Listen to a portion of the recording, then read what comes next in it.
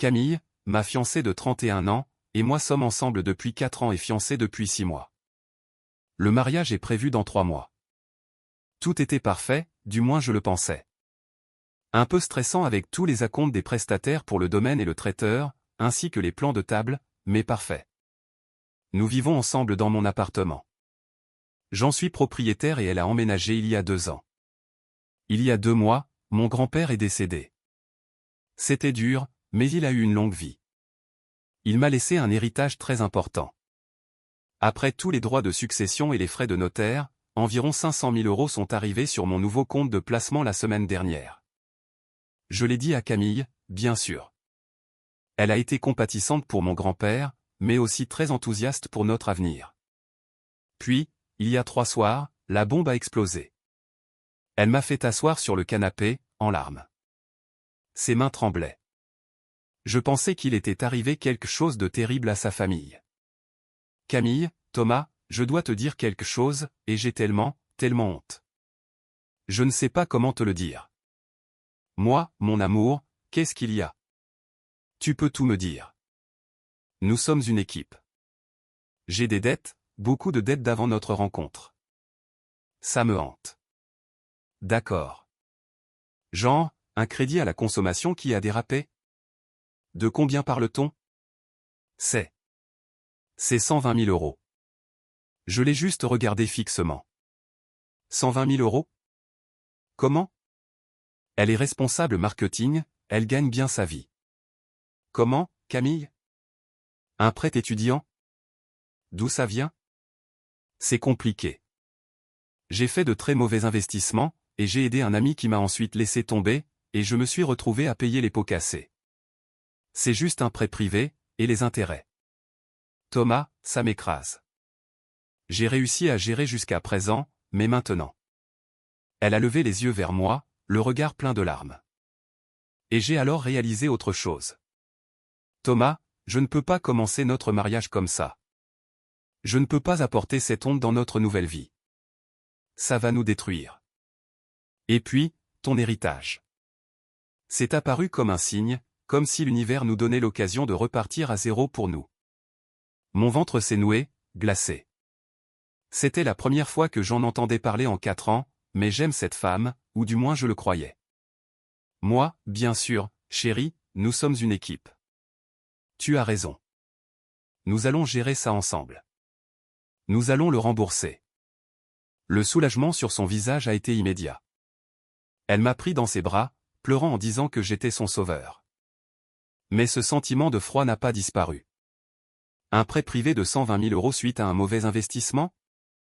Ça ne semblait tout simplement pas logique. Hier matin, je lui ai fait part de mon plan. Moi, chérie, j'ai parlé à mon conseiller en gestion de patrimoine. Il s'occupe de l'héritage, et il a dit que rembourser un tel prêt était intelligent, mais qu'il a besoin de tous les papiers. Tu sais, le contrat de prêt, les coordonnées du créancier, le décompte de remboursement par anticipation, juste la procédure standard pour qu'il puisse faire le virement proprement et s'assurer que tout est clôturé légalement. Elle a hésité juste une seconde, mais je l'ai vu. Oh. D'accord, les papiers. Ce n'est pas comme une banque. C'est un prêteur privé. C'est vraiment embarrassant. Tu ne peux pas juste me donner l'argent pour que je le paie? Je ne veux pas que ton conseiller voie mon bazar. Non, non, c'est un professionnel. Il gère ce genre de choses. C'est mieux ainsi. En fait, il va placer mon héritage dans une structure patrimoniale avant qu'on se marie, juste pour une planification à long terme. Et il a dit que dans le cadre de cette démarche, nous avons besoin d'une vue d'ensemble de tous nos passifs combinés. Il a même recommandé un expert comptable pour faire un audit rapide et assainir nos finances avant de les fusionner légalement sous le régime de la communauté. C'est juste une bonne planification, n'est-ce pas? Pour que nous puissions repartir sur de bonnes bases, comme tu l'as dit. J'ai souri, le sourire du « nous sommes une équipe ». Moi, je vais juste demander à l'expert comptable de te contacter pour les infos. Ce sera totalement professionnel, il s'occupera de tout. Elle a dû accepter, elle ne pouvait pas refuser sans paraître suspecte. Oh, waouh, un expert comptable, c'est minutieux. D'accord. Oui, c'est intelligent. Elle semblait pâle, vraiment pâle. J'ai engagé l'expert comptable 1 heure plus tard, un homme nommé Monsieur Caron. C'est un requin, un spécialiste des litiges financiers et des fraudes. Je ne lui ai pas dit que je soupçonnais quoi que ce soit. J'ai juste dit que j'allais me marier et que je voulais un audit indépendant et complet de la dette mystérieuse de ma fiancée avant de la solder avec mon héritage. Il m'a appelé ce matin. Monsieur, j'ai mon rapport initial.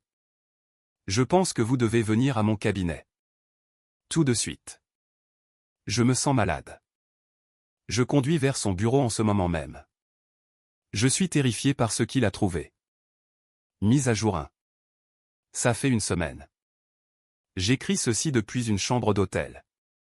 Je ne peux pas retourner dans mon appartement en ce moment, je ne peux plus y respirer. Dire que je me sentais malade était un euphémisme. Je crois que j'étais en état de choc. Le bureau de Monsieur Caron était tout en verre et en acier froid. Il n'a pas perdu de temps.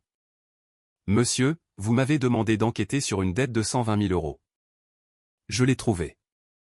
Il a fait glisser un dossier sur le bureau. C'est un prêt in fine à haut risque contracté il y a 7 mois.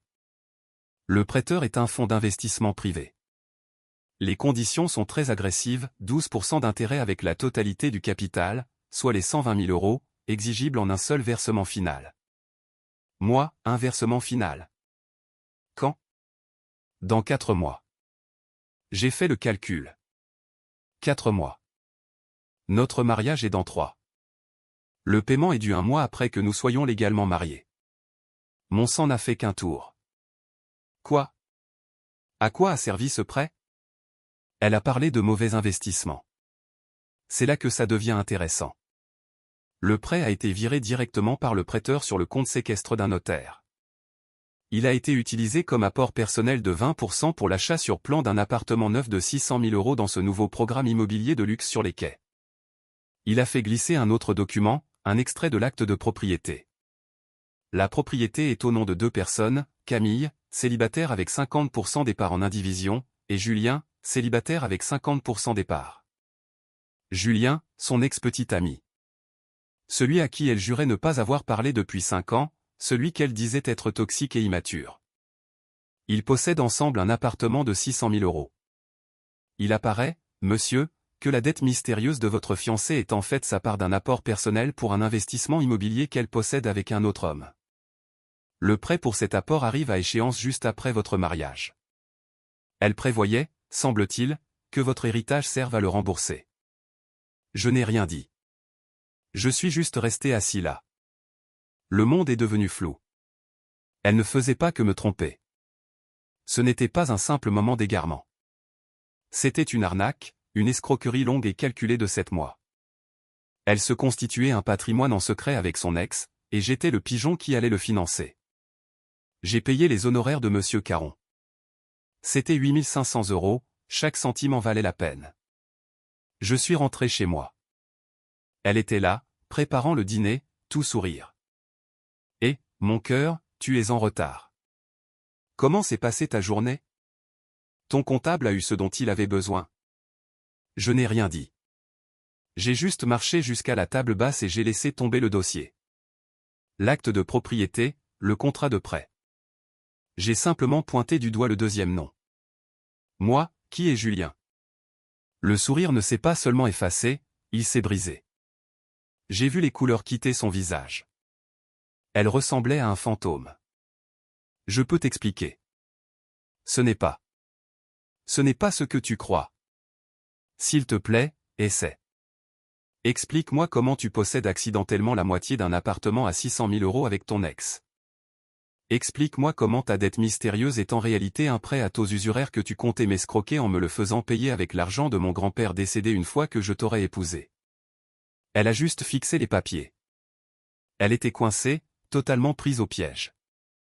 Et puis, les larmes sont arrivées, mais cette fois, ce n'étaient pas des larmes de honte. C'étaient des larmes de colère. Le masque était tombé. C'est un investissement. C'est pour nous, pour notre avenir. J'ai explosé de rire. C'était un rire horrible et amer. Notre avenir? Je ne vois pas mon nom sur cet acte notarié. Je vois celui de Julien. Parce que je savais que tu surréagirais comme ça. Tu es tellement parano avec l'argent. Julien nous a fait entrer au début du projet. Cet appartement vaut déjà 650 000 euros. C'est un actif. J'apportais un actif à notre mariage. Tu apportais un mensonge et des dettes. Tu as essayé de me voler 120 000 euros. Ce n'est pas du vol si c'est pour nous. Mon Dieu, tu es tellement coincé. C'est ça que je dois supporter? J'allais t'ajouter sur le titre de propriété après. Après qu'on soit mariés. Après que le prêt ait été remboursé avec mon argent. Tu avais promis de le payer. Tu as dit qu'on était une équipe. Tu as promis. Le sentiment d'avoir tous les droits, de façon pure et aveuglante. Elle était furieuse contre moi parce que je l'avais surprise. Je me sentais juste vide. L'amour avait disparu. Il s'était évaporé dans le bureau de l'expert comptable. Sors d'ici. Quoi? Tu me mets à la porte de chez nous? C'est mon appartement, et le mariage est annulé. Je n'épouse pas une escroc. Prends tes affaires. Tout de suite. Tu ne peux pas.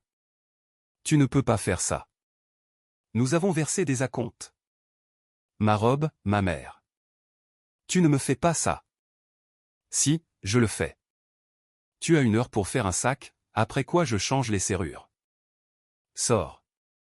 Elle s'est mise à hurler, à jeter des objets, disant que j'étais le menteur, que c'était moi qui gâchais tout. Elle a fini par partir. Elle a appelé sa mère, Béatrice. Je pouvais entendre Béatrice hurler à travers le téléphone. J'ai fait un sac et je suis allé à l'hôtel, je ne pouvais plus rester là. Ce matin, j'ai reçu un texto de Julien, et 3 appels manqués de Béatrice. Ce n'est pas terminé. Mise à jour finale. Ça fait 3 semaines. Dire que ce n'était pas terminé était l'euphémisme du siècle. L'escalade a été impressionnante. D'abord, Béatrice. Elle ne s'est pas contentée d'appeler. Elle a débarqué à mon appartement. J'y étais retourné pour prendre le courrier et vérifier les nouvelles serrures. Elle a tambouriné à la porte jusqu'à ce que j'ouvre. Thomas, vous avez ruiné ma fille. Vous avez fait honte à toute notre famille. Vous avez annulé un mariage de 300 personnes par un simple email. J'avais en effet envoyé un email groupé à la liste des prestataires et des invités, mariage annulé. La fiancée s'est avérée être impliquée dans un partenariat financier et personnel à long terme avec son ex-petite amie. Tous les acomptes sont perdus. Béatrice, Camille m'a menti. Elle a comploté avec son ex pour voler 120 000 euros de mon héritage. Balayant l'argument de la main comme pour chasser une mouche, elle a répondu, c'était un investissement, une épargne. Ma fille est intelligente. Elle a porté un capital au mariage et vous la punissez pour ça. Vous aviez promis de payer ce prêt. Vous lui devez cet argent maintenant en guise de compensation pour cette humiliation. Je lui dois de l'argent parce qu'elle a menti. Je ne paie pas pour l'appartement qu'elle a acheté avec son ex. Au revoir, Béatrice. Je lui ai fermé la porte au nez alors qu'elle bafouillait encore. Ensuite, l'homme en personne est intervenu. Julien. Il a eu le culot de m'envoyer un long message privé complètement délirant. Salut mec, écoute. Camille est dans tous ses états. Tu l'as vraiment détruite. Tu sais qu'elle comptait sur cet argent. Tu n'aurais pas dû lui promettre de le payer si c'était pour te dégonfler ensuite. C'est pas cool. Tu l'as vraiment mise dans une mauvaise situation. Moi, tu veux dire l'argent dont vous aviez besoin tous les deux pour payer le solde de l'appartement que vous possédez ensemble? Va te faire voir. C'était juste une affaire de business, mec. Ne sois pas un psychopathe. Sois un homme, Thomas, et donne-lui les 120 000 que tu as promis. C'est la moindre des choses pour lui avoir brisé le cœur et ruiné je veux dire, son investissement. Je l'ai tout simplement bloqué. Quelle audace. Mais ce n'était pas le pire coup bas. Oh que non. Le vrai coup est arrivé 2 jours plus tard. Une lettre d'un cabinet d'avocats. Camille avait engagé un avocat. Il menaçait de me poursuivre pour rupture abusive de fiançailles et manœuvres frauduleuses. Leur réclamation? Que j'avais promis verbalement de payer le prêt de 120 000 euros comme condition préalable au mariage. Que cela constituait un contrat verbal tacite. qu'en revenant sur le paiement et en annulant le mariage, je lui avais causé des dommages financiers catastrophiques et une détresse émotionnelle extrême. Ils exigeaient 150 000 euros. Les 120 000 euros pour le prêt qu'elle ne pouvait toujours pas payer et 30 000 euros pour les acomptes non remboursables du mariage, que j'avais moi-même payé de ma poche d'ailleurs. J'avoue que pendant une seconde, j'ai été terrifié. Je suis juste un gars normal, je suis chef de projet. Quand je vois une menace de procès, je panique. Ce n'est pas mon monde, mais c'est le leur. J'ai appelé ma propre avocate, Maître Mercier. Une vraie tueuse. Elle est spécialisée en droit de la famille et en fraude financière. J'étais assis dans son bureau, les mains tremblantes, en lui montrant la lettre. Elle l'a lue et elle a souri. Un sourire froid et terrifiant. C'est spectaculaire. Une action pour rupture de promesse de mariage n'est pas juridiquement viable en France pour ce genre de motif. Et manœuvre frauduleuse? Il vous accuse de fraude? Oh, c'est un cadeau, Thomas. Un vrai cadeau. Ils me poursuivent en justice pourtant. Ils viennent de nous ouvrir la porte. Ils ont acté dans un document juridique officiel qu'elle est en défaut de paiement d'un prêt de 120 000 euros dont elle estime que vous êtes responsable. Ils ont admis que toute sa situation financière est liée à cet appartement en indivision. Et c'est vous la partie lésée. Nous n'allons pas nous défendre. Nous allons attaquer. C'était mon héritage de 500 000 euros en actions. Je n'étais plus seulement un homme ordinaire. J'étais un homme ordinaire qui pouvait se payer les services de Maître Mercier. Ma réponse? Une vengeance méthodique et implacable. Maître Mercier a rédigé une réponse que je vais probablement faire encadrer. Elle a été envoyée à l'avocat de Camille. Rejet. Nous rejetons toutes les réclamations comme étant frivoles et malveillantes. Les fiançailles ont été rompues pour faute grave. La faute étant une entente en vue de commettre une fraude. Preuve. Nous sommes en possession d'un rapport complet d'expertise comptable détaillant le prêt in fine, l'acte de propriété du bien et la chronologie des faits, ce qui prouve l'intention de mademoiselle Camille de frauder mon client après le mariage. Les acomptes. Tous les acomptes liés au mariage, totalisant 42 350 euros, ont été payés depuis les comptes personnels exclusifs de mon client. Les actions frauduleuses de mademoiselle Camille étant la cause unique de l'annulation, elle est responsable à 100% de la perte de ses fonds. Par conséquent, nous déposons par la présente une demande reconventionnelle de 42 350 euros pour les acomptes perdus, ainsi que 8 500 euros pour les honoraires de l'expert comptable, un coût rendu nécessaire uniquement par sa tentative d'escroquerie. Total, 50 850 euros. L'offre. Toutefois, en reconnaissance de leur relation passée, mon client acceptera d'abandonner ses poursuites civiles pour fraude et abus de confiance si mademoiselle Camille retire formellement sa plainte frivole et signe une renonciation totale et définitive à tout recours. Vous avez 48 heures pour accepter, après quoi cette offre sera annulée et nous saisirons le tribunal. Les retombées. Les conséquences. Les 48 heures se sont écoulées. Silence radio. Nous avons donc porté plainte. L'huissier lui a signifié les actes. Apparemment, l'avocat de Camille, en voyant nos preuves, le rapport comptable et l'acte de propriété, a cessé de la représenter. Il a compris qu'elle lui avait menti et qu'il ne serait jamais payé. C'est ici que l'histoire devient sombre et très réelle. L'échéance du prêt privé de 120 000 euros est arrivée la semaine dernière. Camille et Julien, naturellement, n'ont pas pu payer. Ce ne sont pas des prêts étudiants, ce n'est pas un petit découvert bancaire. C'est un prêteur privé spécialisé. Ils n'envoient pas de lettre de relance polie. Ils ont immédiatement entamé une procédure de saisie immobilière. J'ai reçu un appel. Un appel de Camille, en sanglots, hurlante et totalement hystérique, utilisant le téléphone de Béatrice puisque je l'avais bloqué. Thomas, s'il te plaît. Ils prennent l'appartement. Le prêteur, ils font une saisie. Tu dois m'aider. C'est de ta faute. Tu t'es retiré. Tu avais promis. Ma faute? Tu as essayé de me voler, Camille. Tu as menti pendant 7 mois. C'était un investissement. On allait être riche. On allait le revendre avec une plus-value.